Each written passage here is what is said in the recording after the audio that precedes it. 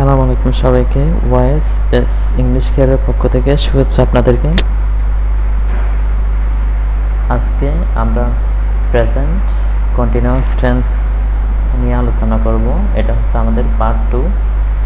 এর আগে একটা পার্ট 1 ছিল যেখানে প্রেজেন্ট ইনডিফিনিট টেন্স নিয়ে আলোচনা করা হয়েছিল।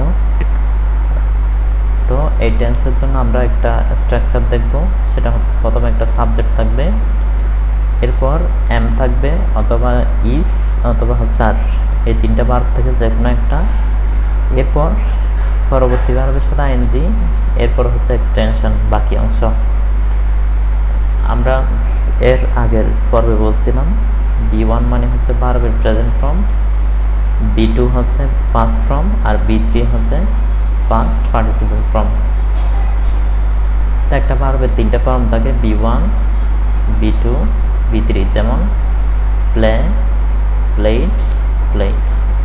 আমরা গত ক্লাসে আই প্লে ফুটবল এটা দেখছিলাম, এটা হচ্ছে প্রেজেন্ট ইনডিফিনিট টেন্স।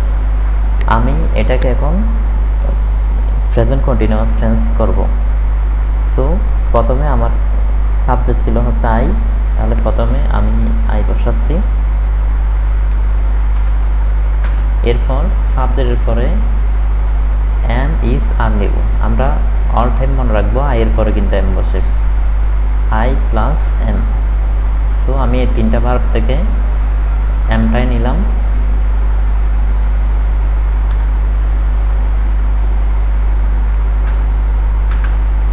এখন এরপরে আরেকটা যেটা ভার্ব থাকবে সেটার সাথে আইএনজি। তাহলে আমার এখানে ভার্ব আছে হচ্ছে প্লে, প্লের সাথে আইএনজি করবো, তাহলে প্লেইং হয়ে যাবে। প্লেইং। আর শেষে বসি এক্সটেনশন থাকবে, মানে হচ্ছে বাকি অংশ। সো বাকি অংশ হচ্ছে একটা ফুটবল যেটা বাকি আছে সেটাই।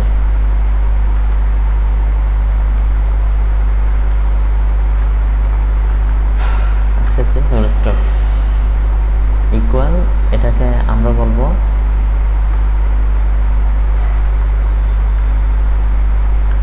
প্রেজেন্ট কন্টিনিউয়াস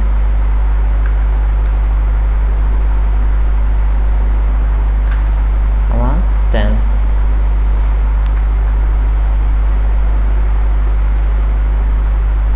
তাহলে দেখেন প্রথমে একটা সাবজেক্ট, এরপরে হচ্ছে এম, ইস, আর থেকে এম, এরপরে হচ্ছে প্লে ছিল, প্লের সাথে আইএনজি করছি প্লেইং, তারপরে হচ্ছে এক্সটেনশন বাকি অংশ।